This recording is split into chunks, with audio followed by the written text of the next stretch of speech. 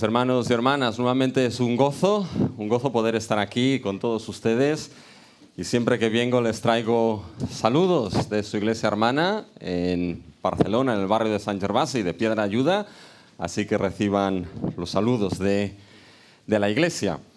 Déjenme, mis hermanos, que empiece con una oración, poniendo en las manos de nuestro Dios lo que es la predicación de la palabra en el día de hoy, para que Él la use y para que Él haga que su palabra no vuelva vacía en el día de hoy, sino que haga el propósito que Él ha establecido en nuestras vidas personalmente y en la vida también de la iglesia. Así que oremos. Nuestro Dios y nuestro Padre Celestial, ciertamente, Dios nuestro, tú siempre eres digno de nuestra aleluya. En momentos en los cuales tú nos guías a delicados pastos, a verdes pastos, a aguas de reposo, tú eres digno de nuestra aleluya. En los momentos que tú permites que pasemos por valles de sombra de muerte, tú eres digno de nuestra aleluya, porque tu vara y tu cayado es quien nos infunde aliento. Tú eres el que das y tú eres el que quitas, pero siempre, siempre eres digno de nuestra aleluya. Recibe nuestra alabanza y nuestra bendición en el día de hoy. Y Padre nuestro, te pedimos que ahora seas tú aquel que hable a tu pueblo. Que sea, Padre Celestial, tu Espíritu Santo aquel que tome tu palabra y la lleve a nuestras vidas con poder. Haga en nuestras vidas lo que tú tienes determinado. Nos formes, Padre nuestro, a la imagen maravillosa y gloriosa de tu Hijo Jesucristo. Así que háblanos en el día de hoy. Atiéndenos y ayúdanos, que te lo pedimos todo en el nombre de nuestro Señor Jesucristo. Amén. Mis hermanos, hermanas, quizá han escuchado que hay un mal llamado evangelio de para de sufrir. Como diría bien el apóstol Pablo, no es que haya otro evangelio, sino que este mal llamado evangelio para de sufrir no es en absoluto el evangelio que Dios ha inspirado en sus santas escrituras. No es el evangelio de gracia y fe y de nuestro Señor Jesucristo. Es un evangelio básicamente que determina que aquel que ha creído en Cristo Jesús, mis hermanos, se le han acabado los problemas, se le han acabado las pruebas, se le han acabado los sufrimientos. Es un evangelio de para de sufrir.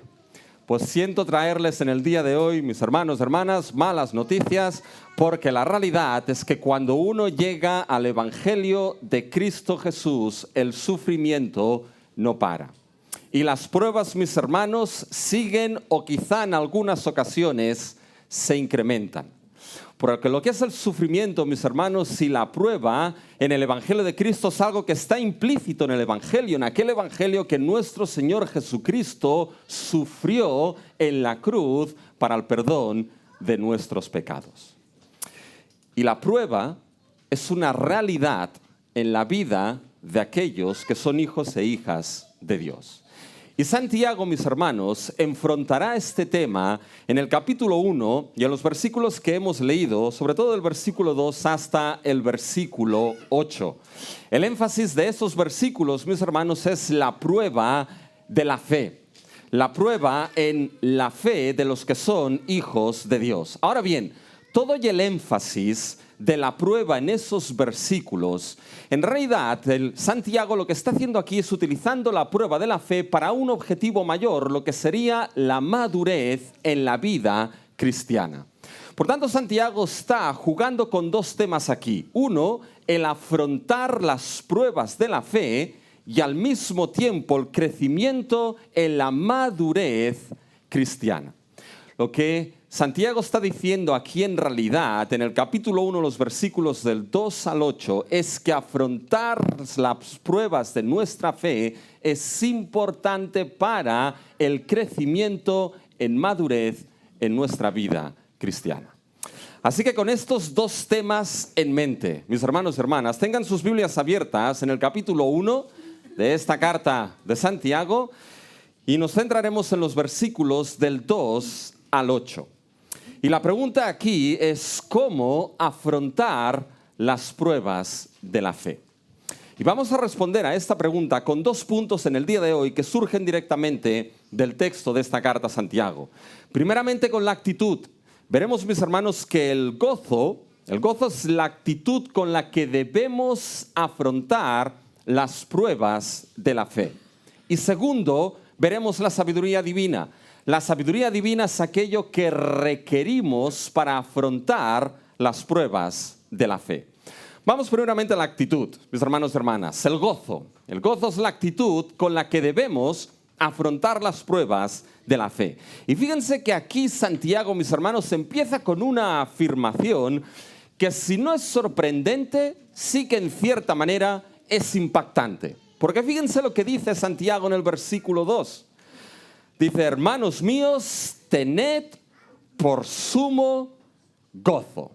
Tened por sumo gozo cuando os halléis en diversas pruebas. Y mis hermanos, aquí Santiago está siendo totalmente enfático. En nuestras Biblias lo que aparece al inicio del versículo 2 es hermanos míos. Pero en realidad en el original no está puesto así. Lo que uno se encuentra al inicio del versículo 2 en una posición enfática, en una posición preeminente, es que Santiago está diciendo, sumo gozo tened, hermanos míos. Por lo tanto, alguien que estuviese escuchando esta carta de Santiago leída a la congregación, o alguien que leyese esta carta, mis hermanos, lo primero que escucharía, lo primero que se encontraría es la actitud de tened sumo gozo. Por lo tanto, es algo enfático, es algo preeminente. Y aquí Santiago es tan enfático que ese tened, mis hermanos, es un imperativo. No es una opción aquí. Bueno, si queréis o no queréis, cuando lleguen las pruebas, tenerlas con sumo gozo. No. Tened sumo gozo cuando os halléis en esas pruebas. Ahora bien, el tema del sumo gozo aquí, mis hermanos y hermanas, no es el tema de que en medio de la prueba no haya tristeza. No es el tema de que en medio de la prueba no hayan lágrimas que estén derramadas. No es el hecho de que en medio de la prueba, mis hermanos, el sumo gozo saque toda tristeza, saque toda lágrima, saque toda angustia. No se refiere a esto, porque ciertamente cuando las pruebas de la fe, y lo veremos, asaltan la vida del hijo, la hija de Dios, muchas veces la angustia, la tristeza y las lágrimas están presentes. Cuando Santiago habla de la actitud de sumo gozo, se refiere más, mis hermanos, a esa intensidad. Cuando la prueba llega, tened sumo, grande gozo en esa prueba. Esa tiene que ser vuestra actitud, esa tiene que ser vuestra posición. No quiere decir que cuando llegue la prueba vayáis cantando todo el día en medio de la prueba. Yo, mis hermanos, cuando trabajo en casa, desde las 8:30 hasta las 9, cuando tengo la ventana abierta, hay un caballero que siempre pasa por la calle ahí donde vivo, ¿ya? En calle Asturias hacia Torrente de Envidelet, un hombre que siempre pasa en bicicleta a esa hora de la mañana cantando, mis hermanos. Y cantando a pulmón abierto y todo el mundo lo puede escuchar. Y cada mañana que escucho a este hombre cantar, ¿saben qué es lo que pienso? Este hombre es un tipo feliz. Este hombre está contento. Pues bien, esta no es la idea, mis hermanos, aquí de sumo gozo en las diversas pruebas. Nuestra canción es más como la película Sonrisas y Lágrimas. ¿Han visto esa película? Ya tiene sus años para verla, he visto, ¿eh? Sonrisas y lágrimas, mis hermanos. En medio de la prueba habrá sonrisas y gozos, lo que tiene que haber, pero también, mis hermanos, puede haber y va a haber lágrimas y angustia. Pero todo y con esto, la actitud que dice Santiago es tened por sumo, grande, abundante gozo cuando vosotros os halléis en diversas pruebas. Y eso nos lleva a pensar, ¿cómo afrontamos estas pruebas? ¿Las afrontamos con victimismo? ¿Las afrontamos con queja? ¿Cómo las afrontamos cuando llegan a nuestra vida? Y la pregunta aquí es, ¿por qué tener esta actitud de sumo gozo cuando uno se encuentra en diversas pruebas? Y fíjense que la respuesta es doble. Primero, mis hermanos, porque debemos saber que las pruebas producen resistencia en nuestra vida. Y vamos a ver de dónde sacamos esto en el texto de Santiago. Primero, afrontarlas con sumo gozo porque debemos saber que las pruebas, mis hermanos, producen resistencia en nuestra vida. Fíjense lo que dice Santiago. Nos ha dicho en el versículo 2, hermanos míos, tened por sumo gozo cuando os halléis en diversas pruebas. Fíjense que el tema de la prueba es central en esos versículos. Lo encontramos en el versículo 2, al final, diversas pruebas. Vuelve a aparecer la misma palabra en el versículo 3, sabiendo que la prueba de vuestra fe. Por tanto, fíjense, mis hermanos, que aquí el tema de prueba es central. Y ese tema de la prueba debemos entenderlo primeramente dentro del contexto en el cual Santiago está escribiendo su carta. Porque Santiago, mis hermanos, está escribiendo su carta a aquellos judíos cristianos probablemente que han sido expatriados y sacados de su tierra, sacados, mis hermanos, de Palestina, a lugares donde no era su tierra y donde no era su casa.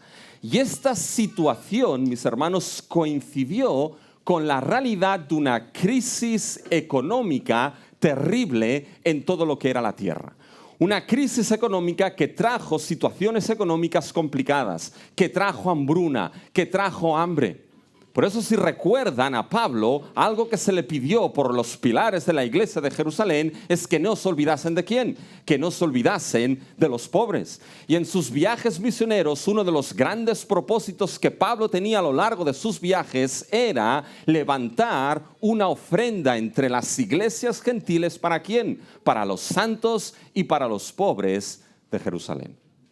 Por tanto, en esta situación, mis hermanos, es donde se produce básicamente lo que es un ambiente en el cual vemos que no solamente había aquellos que habían sido expatriados a una tierra y un lugar donde no era el suyo, sino que esto también se conjugaba con esa situación difícil en la vida, en la que muchos tenían que enfrentar situaciones económicas difíciles, de pobreza, de necesidad, donde muchos, mis hermanos, serían en cierta manera puestos bajo el yugo de aquellos que eran más ricos. Y fíjense que Santiago nos habla mucho en relación a lo que son los ricos. Fíjense que todas estas situaciones, mis hermanos, toda esta situación lo que hizo es que en la vida de esos cristianos, y no solamente en la vida de esos cristianos, sino en la vida de esas congregaciones que estaban viviendo esas situaciones, en la vida de esos cristianos y de las congregaciones, se diesen toda una serie de situaciones que actuaban a modo de prueba de su fe. Situaciones de enfermedad, situaciones de necesidad, pero también las situaciones de saber cómo los ricos debían tratar a los pobres en la congregación. La aceptación de personas, si entra uno que es más pobre, ¿qué es lo que vas a hacer con él? El uso de la lengua también entre los hermanos. El ejercicio de la fe, que si ves a algún hermano que está en necesidad y le dices, oye, Dios te bendiga, y le dejas que se vaya sin mantita y sin comida, ¿qué es lo que vas a hacer? Esa fe que es mostrada por esas obras. Fíjense, mis hermanos, que todas estas situaciones que se generaron en la vida de esos cristianos y en la vida de esas congregaciones, mis hermanos, todas estas situaciones eran situaciones que probaban la fe de aquellos cristianos.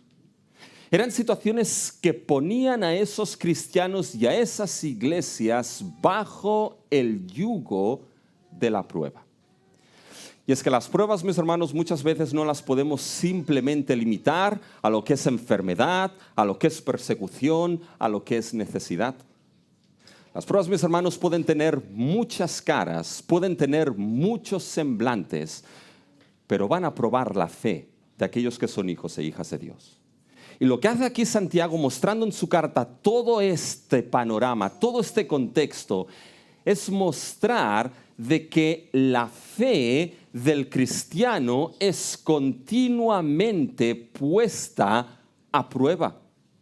Que la vida del cristiano, la vida del Hijo de Dios, la vida de aquellos que por gracia han aceptado el Evangelio, mis hermanos y hermanas, es una vida que por diversas situaciones va a ser constantemente puesta a prueba. Y esas pruebas van a tener diferentes caras, diferentes aspectos, diferentes maneras de presentarse. Fíjense que esta es la realidad cuando dice, hermanos míos, tened por sumo gozo cuando os halléis, fíjense al final del versículo 2, en diversas pruebas. ¿Se dan cuenta? diversas pruebas. Ahora bien, la idea de prueba, mis hermanos, ¿cómo la entendemos? Fíjense que cuando vamos al Nuevo Testamento, la palabra prueba se usa de diferentes maneras. Básicamente es una misma palabra que en función del contexto se puede usar de diferentes maneras. Muchas veces la palabra prueba se utiliza para referirse a lo que es aquellas pruebas que vienen de nuestro interior, de nuestra naturaleza caída, cuyo propósito es llevarnos a pecar, cuyo propósito es llevarnos a deslealtad hacia nuestro Dios. En ese sentido, muchas veces la palabra prueba es traducido más como tentación. Pero después esa palabra también puede utilizarse de otra manera. Puede utilizarse prueba como aquellas cosas que son quizá externas a nosotros, que Dios en su soberana providencia puede permitir en nuestras vidas y cuyo propósito no es llevarnos a pecar, sino cuyo propósito es llevarnos, como veremos, al crecimiento, a la perfección y a la madurez cristiana. Fíjense que este uso de la palabra prueba la encontramos en el capítulo 1. Aparecen los dos usos de esta palabra, bien como tentación o bien como prueba externa. Fíjense los versículos 13 y 14. Fíjense lo que aquí Santiago está diciendo. Cuando alguno es tentado, no diga que es tentado de parte de Dios, porque Dios no puede ser tentado por el mal, ni Él tienta a nadie, sino que cada uno es tentado cuando de su propia concupiscencia es atraído y seducido. ¿Se dan cuenta aquí la palabra tentación, tentado, como aparece varias veces? Bien, es la misma palabra que aparece en nuestro texto de hoy, la palabra prueba. Por lo tanto, uno podría traducir esos versículos 13 y 14, cuando alguno es probado, no diga que es probado de parte de Dios, porque Dios no puede ser probado por el mal, ni Él prueba a nadie. Ahora bien, aquí la idea es esa prueba que viene de nuestro interior, de nuestra concupiscencia, para llevarnos a pecar.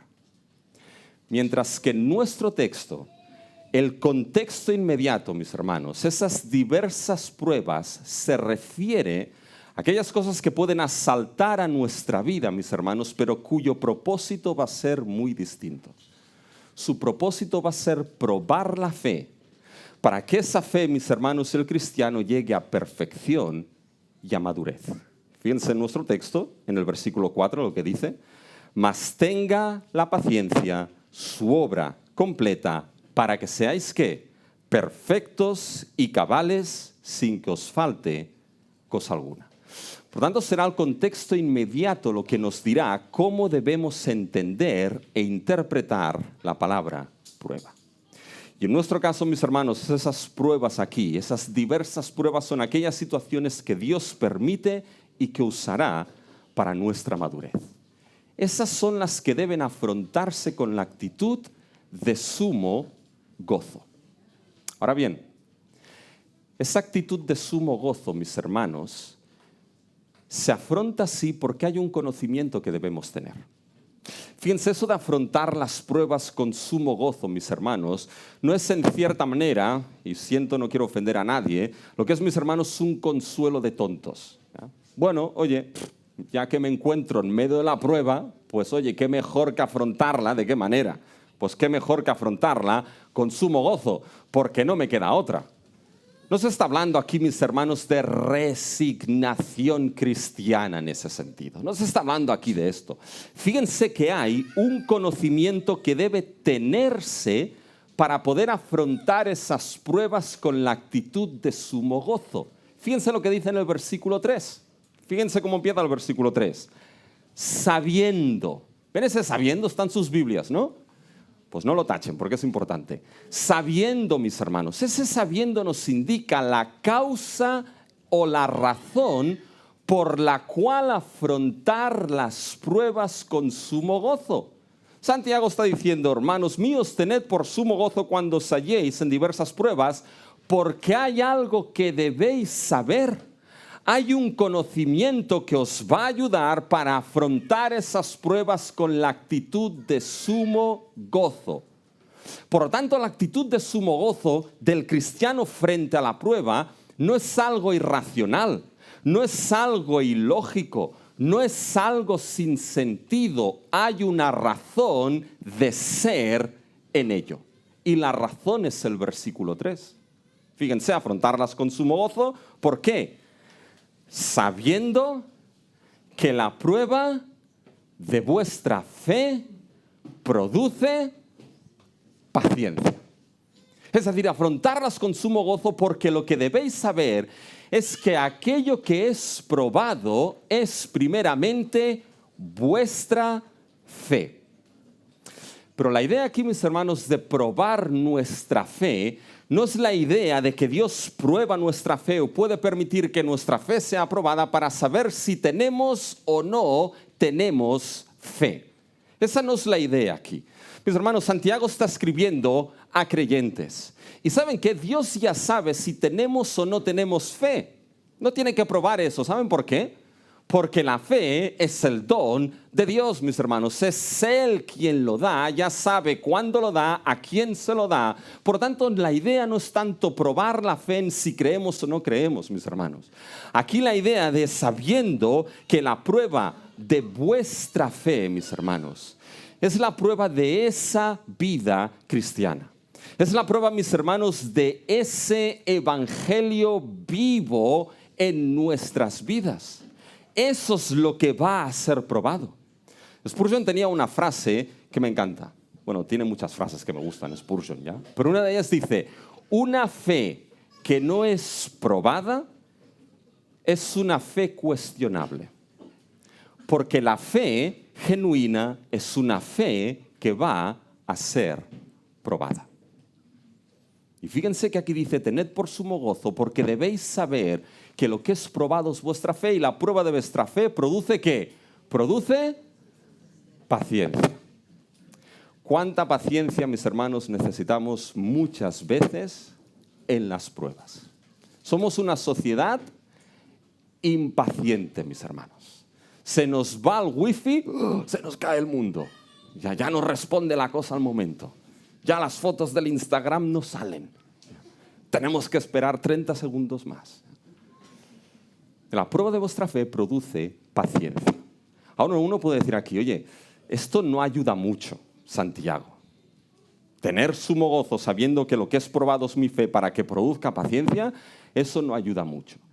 Pero es que a veces malentendemos lo que es el tema de la paciencia. A veces entendemos, mis hermanos, la paciencia, ¿saben cuándo? Cuando vamos a urgencias.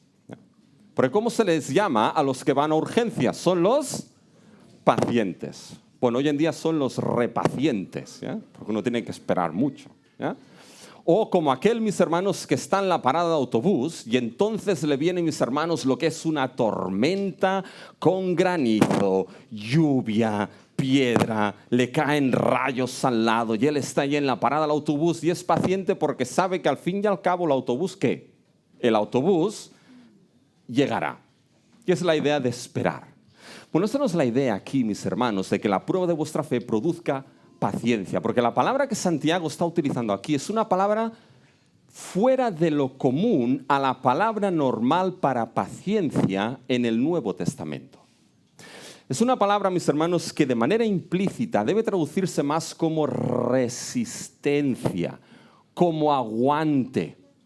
Tened por sumo gozo sabiendo que la prueba de vuestra fe produce resistencia, aguante en vuestra vida, porque en esa prueba de la fe, y aquí es la cuestión, hay un proceso de moldeamiento.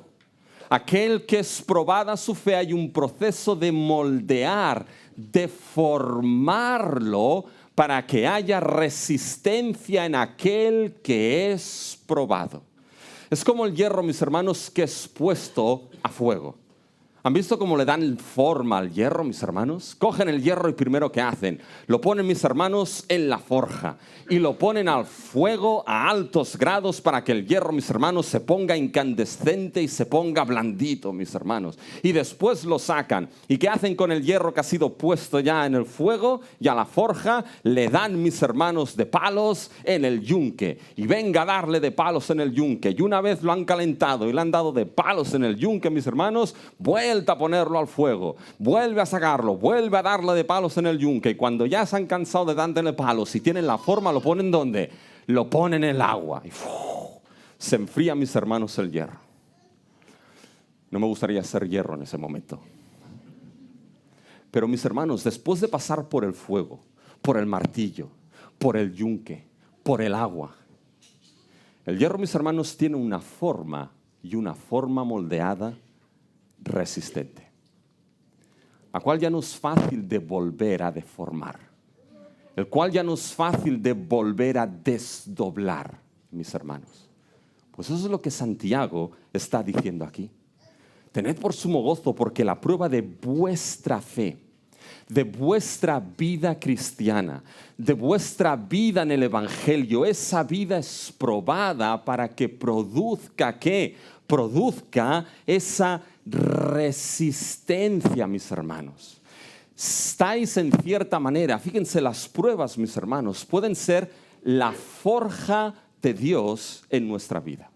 Las pruebas muchas veces son la forja de Dios en nuestra vida, en la que somos probados y en la que nuestra fe, mis hermanos, muchas veces sí es golpeada, nuestra vida es zarandeada, nuestra vida, mis hermanos, es movida, pero para que salgamos moldeados a una forma y a una imagen que veremos que es preciosa, a una imagen que veremos que es sublime y que es gloriosa.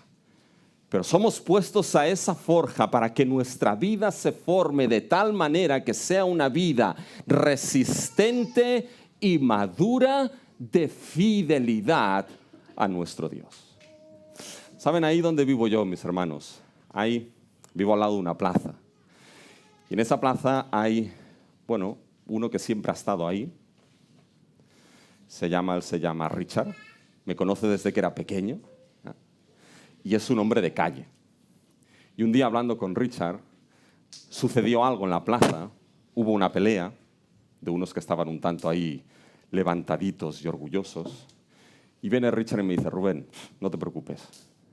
Digo, estos son como los espaguetis. Como los espaguetis. Me dice, sí, estos parecen muy duros, pero cuando los calientas se ponen muy blandos. Sabiduría de calle, mis hermanos.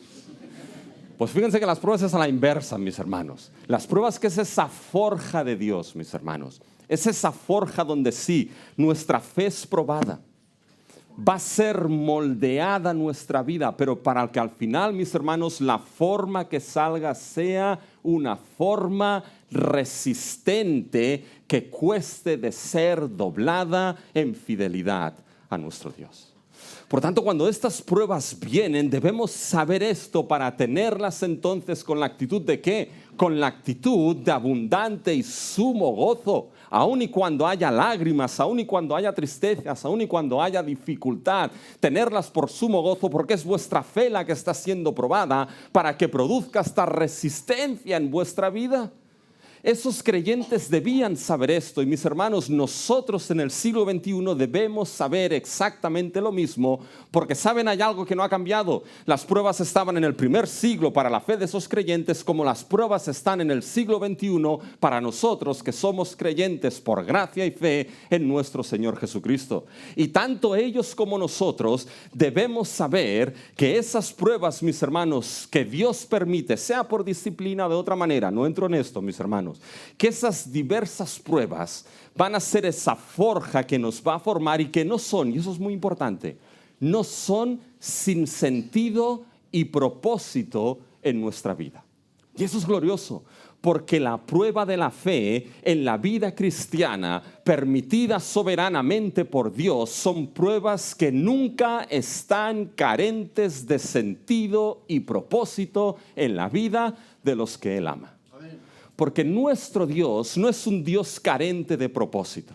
Y la historia de la salvación, mis hermanos, muestra el gran propósito de Dios, que decretó desde la eternidad misma y desarrolló este propósito, mis hermanos, a lo largo de la historia, para que en el tiempo Cristo viniese, mis hermanos, para salvar a los suyos. Y este propósito va a llevarse a cabo cuando nuestro Señor Jesucristo venga en su reino glorioso. Es un Dios que tiene propósito de eternidad a eternidad. Y las pruebas que Él en su soberana voluntad y sabiduría permite, mis hermanos, no son carentes de propósito en tu vida. A veces las manos del alfarero son muy finas, y hacen unos diseños en el barro sublimes.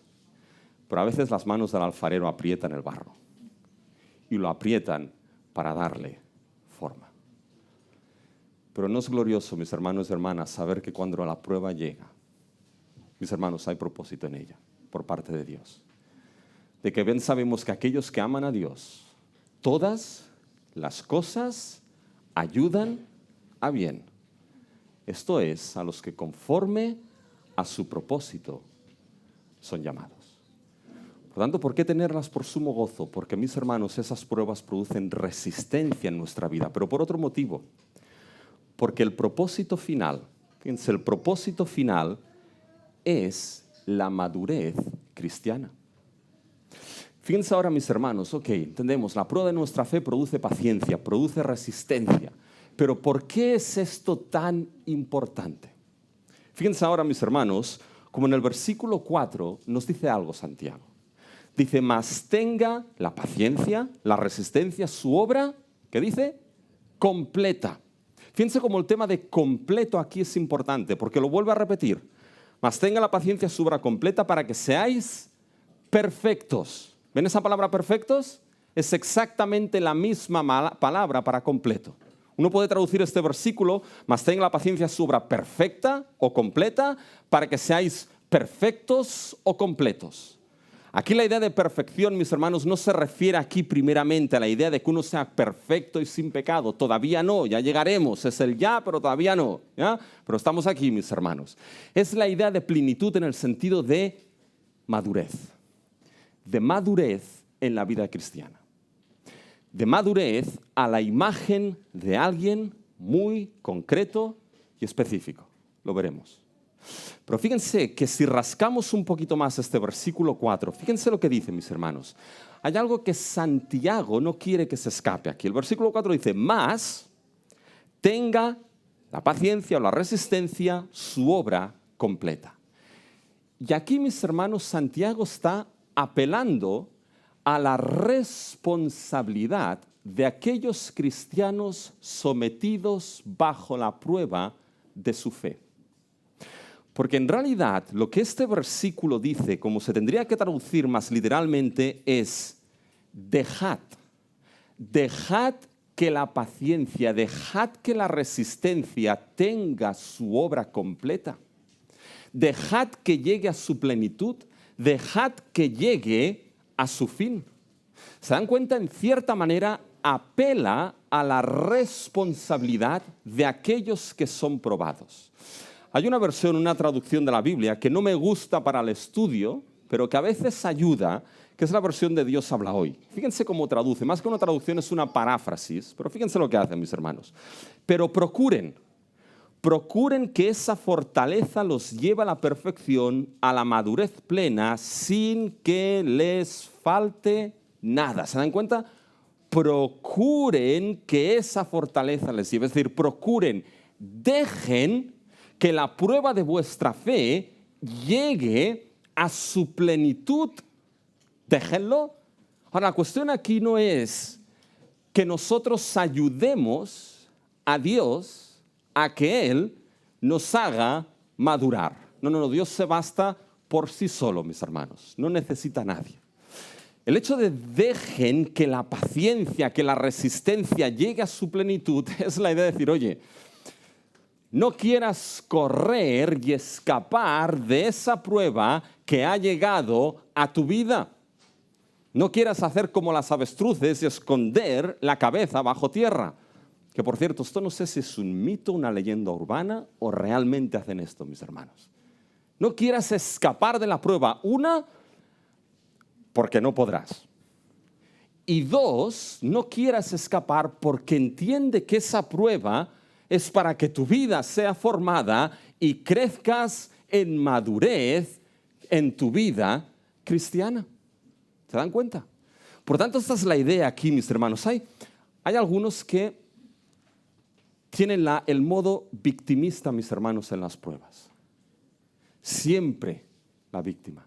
Hay otros, mis hermanos, que siempre es la queja cuando esta prueba llega. Hace poco encontré un libro. Estábamos limpiando el despacho de el otro pastor de la iglesia que se lo llevó el Señor en el 2019 y encontré un libro, mis hermanos, que es una joya. Es un libro que nos habla del quejoso, del victimista, del somnoliento, del avaro. Y dije, ostras, y miré el libro y había notas del otro pastor. Y dijo, voy a ver si ha puesto nombres de alguien de la congregación aquí. Sí. Porque eso sería una ayuda pastoral impresionante. ¿Ya? Esto salva tiempo, mis hermanos. ¿Ya? Pero fíjense que hay algunos que se enfrentan, mis hermanos, a las pruebas de esta manera, con la victimización, la víctima, bueno, ¿qué le vamos a hacer? Mis hermanos, lo que está diciendo aquí, dejad que la prueba de vuestra fe llegue, de vuestra paciencia, llegue a su obra completa. Es decir, no queráis escapar de esa prueba que en la soberanía de Dios quizá ha llegado a vuestra vida. ¿Por qué?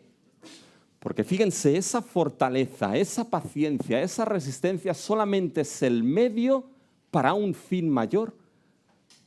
No queráis escapar, dejad, porque ¿sabéis lo que es lo importante? Les dice Santiago. ¿Sabéis lo que es lo importante aquí?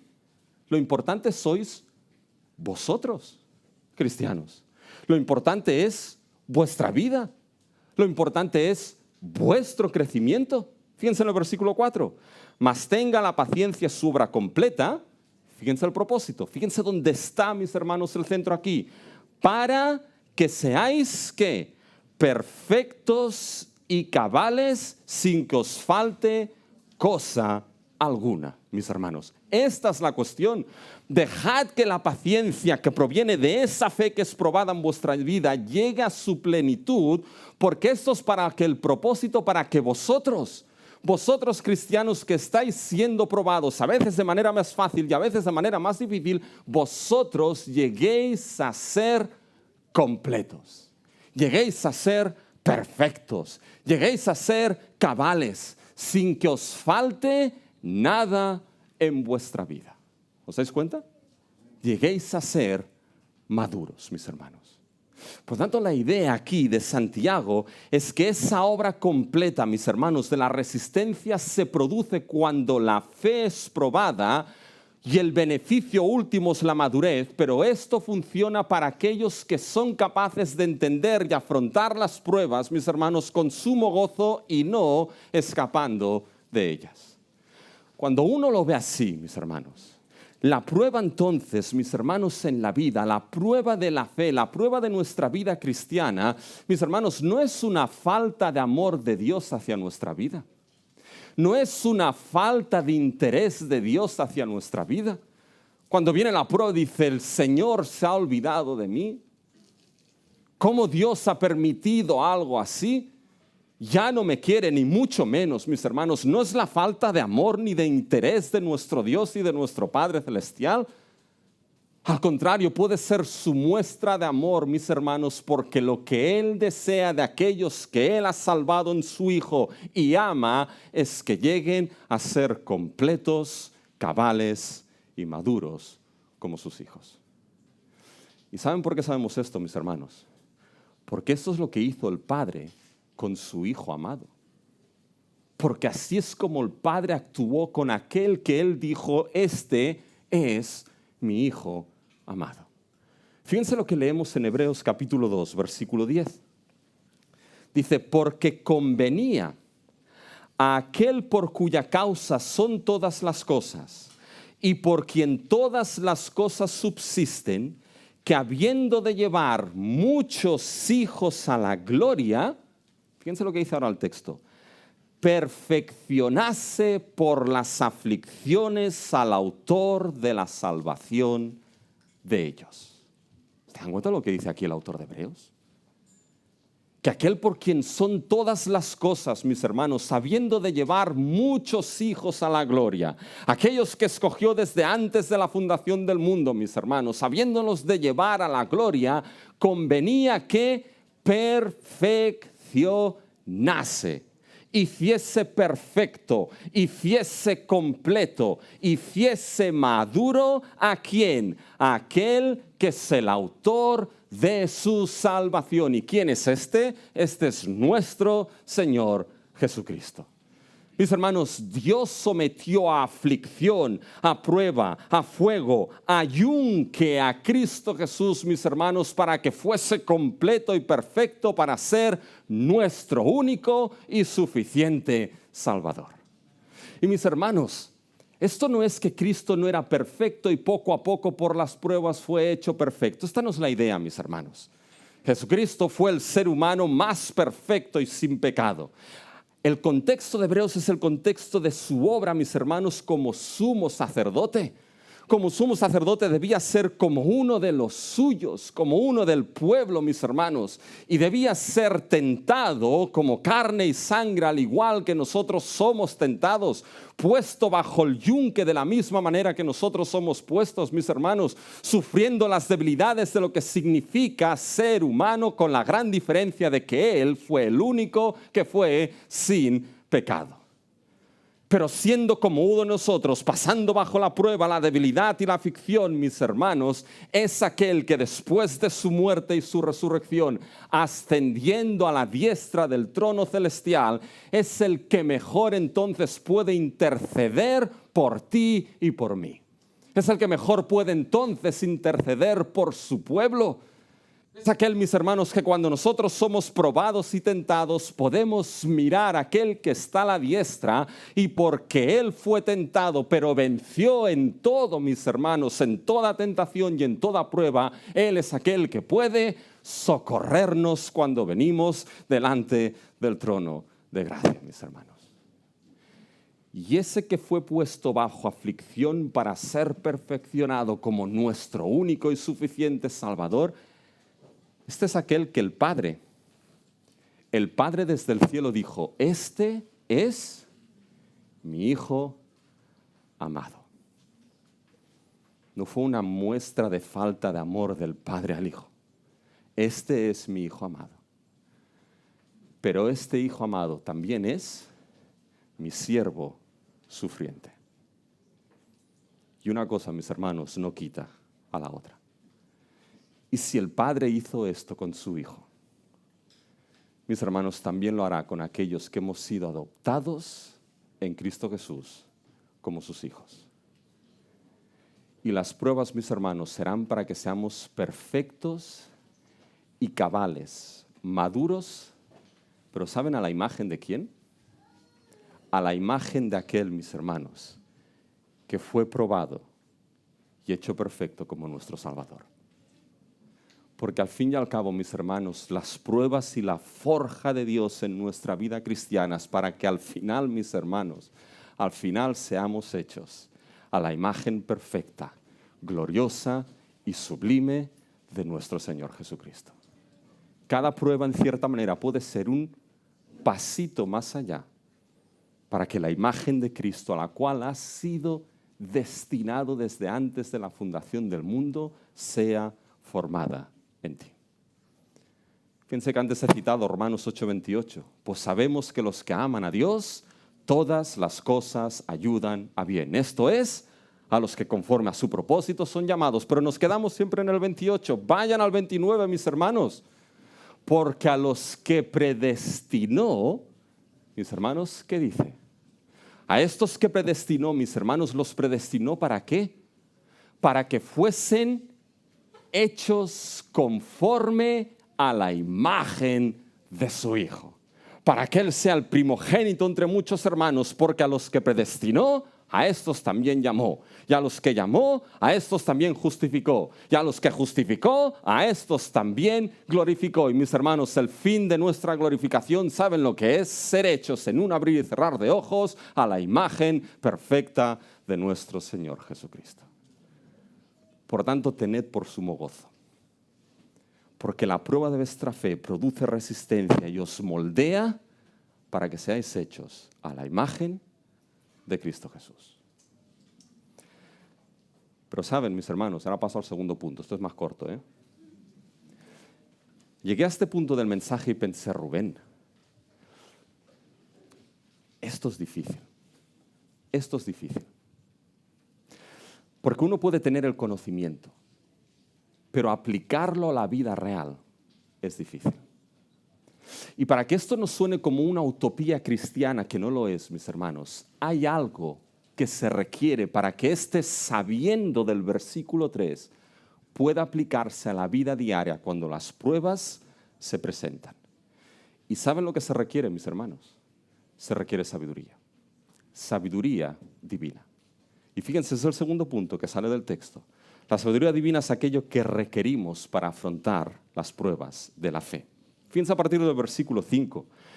Y si alguno de vosotros tiene falta de sabiduría, y fíjense que ahora el énfasis de Santiago será en pedir. Fíjense, versículo 5, pídala a Dios. Fíjense el versículo 6, pero pida con fe. Esos son dos imperativos. Pide. Si eres hijo de Dios en medio de la prueba, pide por esa sabiduría. Pide, y fíjense que ahora en estos versículos hay un contraste entre aquel que es resuelto, es decir, la persona que es resuelta, que tiene una sola intención, que es unánime en pedir por esa sabiduría a Dios, y aquel que es de doble ánimo, que baila de un lado a otro. El que pide de manera resuelta, unánime, ese será el maduro. El de doble ánimo será el inmaduro. Fíjense, la sabiduría es lo que se requiere para afrontar esas pruebas y debemos pedir primeramente, pedir por sabiduría, porque Dios está resueltamente decidido en darla. Fíjense en el versículo 5. Y si alguno de vosotros tiene falta de sabiduría, ¿se dan cuenta del gran contraste entre el versículo 4 y 2 y el 5? Para que seáis perfectos, cabales, sin que os falte cosa alguna. Sin que os falte. Y ahora llegamos al versículo 5, y si a alguno le falta sabiduría, pídala. Bueno, el objetivo de Dios es que seas perfecto, cabal, sin que te falte cosa alguna. Y si te falta sabiduría, bueno, ¿qué es lo que va a hacer Dios? Básicamente va a darla, porque su propósito es que no te falte cosa alguna. Por tanto, fíjense, mis hermanos, que la idea de poder afrontar esas pruebas con sumo gozo, sabiendo que son para nuestra madurez a la imagen de Cristo, poder actuar así cuando la prueba se presenta, requiere, mis hermanos, de recursos no humanos, sino de recursos divinos. Requiere primeramente no de una sabiduría y de un entendimiento y de un conocimiento humano, mis hermanos, no requiere de una psicología ni filosofía humana, requiere de sabiduría que viene de la misma corte celestial. Requiere de recursos divinos, mis hermanos. Santiago habla mucho de la sabiduría. Nos dice que hay dos tipos de sabiduría, la celestial y la terrenal. Cuando habla de los celos y la lengua y las contiendas, eso es sabiduría básicamente terrenal. ¿Y saben cuál es el problema, mis hermanos, a veces de lo que es el cristiano en la iglesia? Que se guía más por la sabiduría del mundo que no por la sabiduría de Dios, mis hermanos. Eso le pasó a una iglesia que estaba liada como la sandalia de un romano, mis hermanos, que era la iglesia de Corinto. ¿Ya? Pero ¿qué es lo que hizo Corinto, mis hermanos? Aceptó más la sabiduría del mundo que no la sabiduría de la cruz, mis hermanos. ¿Y cómo acabaron? Acabaron desunidos, sin santificación, mis hermanos, y liados. Cuando uno acepta la sabiduría del mundo, quizá la sabiduría del mundo te dirá cuando la prueba llega, oye, no mereces esto. Ay, pobrecito de ti. O quizá te dirán, oye, tu Dios es injusto. Tu Dios es injusto que permite que vivas esto a esta edad. Siendo joven, ¿cómo permite Dios que pases esto? ¿Este es tu Dios? ¿En este tipo de Dios crees tú? Si tomas de la sabiduría del mundo, te será muy difícil tomar entonces las pruebas de la fe con sumo gozo. Se requiere esa sabiduría que viene de lo alto. ¿Y qué es la sabiduría, mis hermanos? Fíjense que la sabiduría es saber aplicar el conocimiento que tenemos a la vida real, a la vida diaria, mis hermanos. Yo puedo saber que el fuego, mis hermanos, quema. Pero si después de tener ese conocimiento de que el fuego quema, cojo y pongo la mano en el fuego, mis hermanos, ¿estoy siendo sabio o estoy siendo necio, mis hermanos? Puedo tener el conocimiento de que el fuego quema, no mucho, quema, pero entonces no pongo mi mano porque sé que entonces me voy a ¿qué? A quemar. Esto es ser sabio. Aplico un conocimiento a la vida real. Eso es la sabiduría, mis hermanos. Tener ese conocimiento y ser capaz de llevarlo entonces a la vida real. Y fíjense que cuando hablamos de sabiduría en el Antiguo Testamento, tenemos el libro de Proverbios por excelencia, que nos dice que el principio de la sabiduría es el temor de ¿quién? Es el temor de Jehová, es el temor de Dios. Es ese temor, mis hermanos, ese conocimiento, ese temor que después va a aplicarse a la vida para vivir una vida recta. Una vida, mis hermanos, que está en línea a ese Dios que debemos temer, que debemos reverenciar, en ese Dios que creemos. Por eso es un libro, mis hermanos, que va muy bien para los jóvenes, porque es uno de los objetivos de Proverbios. Pero fíjense que también, mis hermanos, Proverbios, la sabiduría, es aquello por lo cual Dios creó todas las cosas. Estaba desde antes de la fundación del mundo y con la sabiduría Dios creó todas las cosas. Y a veces ese texto de Proverbios 8 se habla de que ahí es el Cristo preencarnado. Bueno, más que esto, mis hermanos, esa sabiduría apunta y tipifica a Cristo Jesús. Porque Él es por quien todas las cosas fueron creadas. Sin Él nada de lo que existe sería hecho, mis hermanos. Él fue hecho sabiduría de Dios por nosotros. Y esa sabiduría que lleva ese cumplimiento final de Dios, lo vemos, mis hermanos, en el Evangelio de Cristo. El Evangelio es aquello que lleva ese cumplimiento de ser hechos a la imagen de Cristo a su fin. Por eso Pablo en Romanos 11:33 puede decir, oh profundidad de las riquezas, de la sabiduría y de la ciencia de Dios. Por lo tanto, si a alguien le falta sabiduría, esa capacidad de aplicar ese conocimiento de las pruebas para madurez a la vida real, cuando la prueba se presenta, ¿qué es lo que tienes que hacer? Pídala a Dios. Fíjense el versículo 5.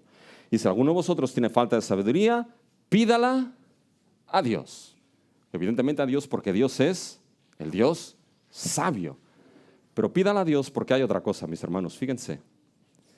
El cual da a todos abundantemente y sin reproche. El cual da a todos abundantemente. ¿Ven esa palabra abundantemente? Esa palabra muchas veces parece que es esa palabra que, bueno, Dios da sabiduría a raudales. Abre el grifo y venga la sabiduría, mis hermanos. Pero esa palabra abundante viene de un grupo de palabras, de donde viene la palabra simple. Algo que es simple, mis hermanos.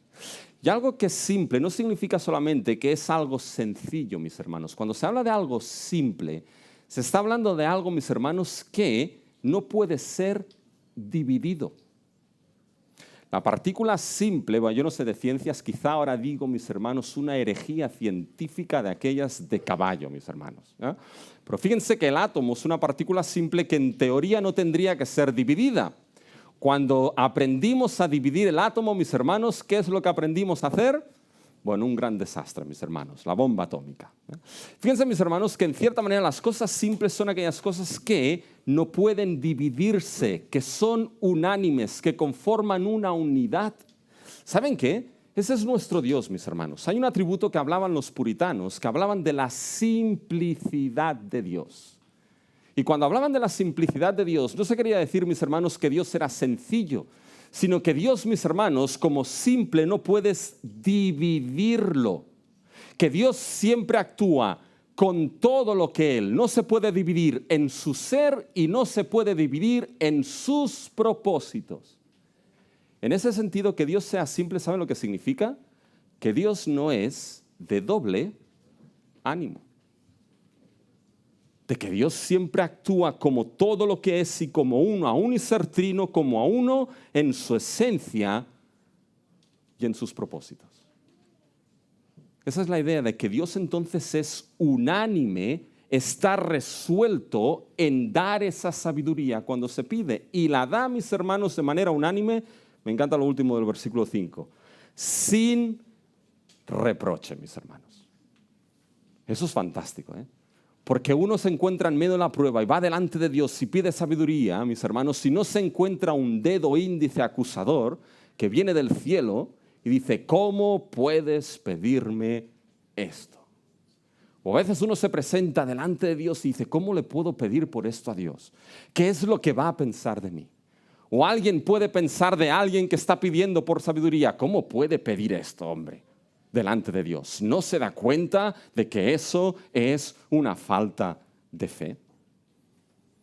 Pero mis hermanos, Dios da esa sabiduría sin reproche. ¿Por qué? ¿Porque es misericordioso? ¿Porque es Dios de amor? Sí, pero aquí no es la cuestión. la da sin reproche porque Él, mis hermanos, es simple y unánime en este propósito. Y su propósito, mis hermanos, es que seamos perfectos y cabales sin que nos falte cosa alguna.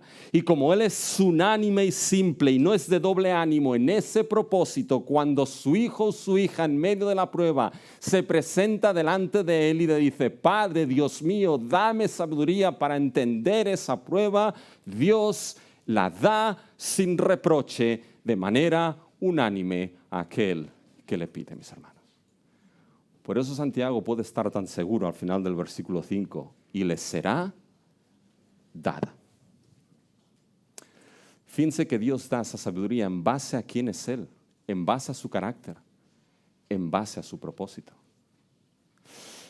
Mis hermanos, cuando te encuentres en diversas pruebas, en esa prueba que prueba tu vida cristiana, y a veces no sabes qué pedir ni cómo pedir porque no sabemos cómo hacerlo a veces. Pero hay algo que sí puedes hacer. Preséntate delante de tu Dios y pide por sabiduría.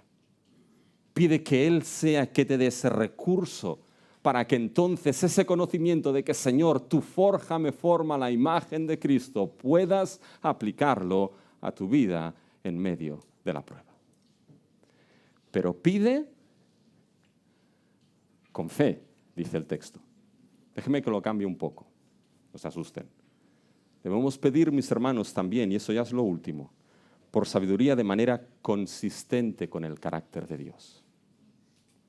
Fíjense lo que dice el versículo 6. Pero pida con fe. ¿Qué es pedir con fe aquí, mis hermanos? Bueno, lo dice el texto, no dudando nada. Pero paren aquí. El tema de no dudar nada no quiere decir, mis hermanos, que en medio de la prueba no pueda existir la duda. Porque seamos sinceros. Cuando la prueba viene y asalta fuertemente la vida de uno y rompe esas defensas, mis hermanos, que tenemos, podemos ir delante de Dios y pedir, pero puede haber en nuestra mente y corazón decir: Señor, no entiendo nada. Y la duda puede estar ahí presente, mis hermanos. El tema aquí, pida con fe sin dudar nada. Ese sin dudar nada es explicado en el versículo 6.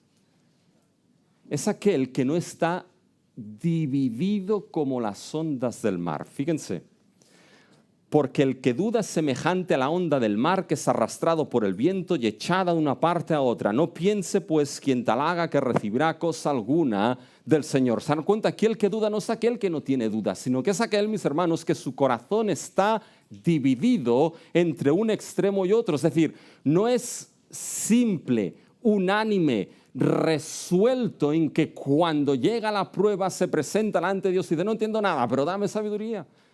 El que duda aquí es aquel que se mueve entre dos intenciones, entre dos opciones. Ok, está la prueba, sí. Oye, pero es que también está la tentación del mundo. Bueno, está la prueba, Señor, dame sabiduría. Pero oye, no me des tanta porque la otra parte también está muy bien. ¿Ya? Ese, mis hermanos, ese corazón que está dividido. El que pida así dudando, fíjense, es aquel que pide contrario al carácter y propósito de Dios. Porque hemos dicho que el carácter de Dios es simple, unánime, resuelto en que seamos perfectos y en dar esa sabiduría.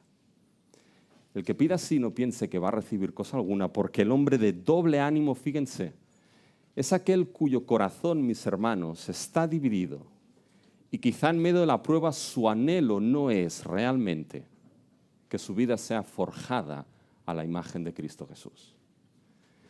El que pide con fe es aquel que sí puede dudar, puede tener lágrimas, puede tener tristeza, pero su corazón está unánime en que su vida sea formada a la imagen gloriosa de Cristo Jesús.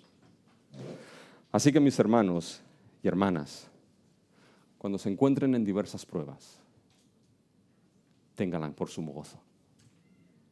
Sepan que la prueba será una constante en nuestra vida. Sepan que de la prueba, mis hermanos, no nos escaparemos, pero cuando la prueba llegue, hermano, hermana, iglesia, mira la prueba a través de lo que Dios ha hecho en su Hijo Jesucristo. afronta la prueba a través del glorioso evangelio de Cristo Jesús. Afronta la prueba viendo en esa prueba el propósito de Dios en Cristo, en ese evangelio para formarte a la imagen de Cristo Jesús. Y con esa actitud frente a la prueba, entonces muestra al mundo con tu actitud frente a esa prueba que el evangelio de Dios es poder de Dios, no solamente para salvar, sino también para transformar y para hacer perseverar a los suyos en medio de la prueba del fuego hasta el fin, para la gloria de su nombre, mis hermanos. Así que quizá la mejor manera de acabar, lo que mejor concluye, es el texto mismo. ¿Te encuentras en pruebas en tu vida? Escucha Santiago. Hermanos míos, tened por sumo gozo cuando os halléis en diversas pruebas, porque la prueba de vuestra fe produce paciencia, mas dejad que la paciencia tenga su obra completa, para que seáis perfectos y cabales, sin que os falte cosa alguna. Y si alguno tiene falta de fe, pídala a Dios, el cual da abundantemente y sin reproche, y le será dada. Pero pida con fe, no dudando nada, porque el que dura es semejante a las ondas del mar, que es arrastrado por el viento y echado de una parte a otra. No piense pues quien tal haga recibirá cosa alguna del Señor, porque el hombre de doble ánimo es inconstante en sus caminos. La gracia de Dios nos sea suficiente para afrontar las pruebas, como Santiago nos lo dice. El Señor los bendiga, mis hermanos.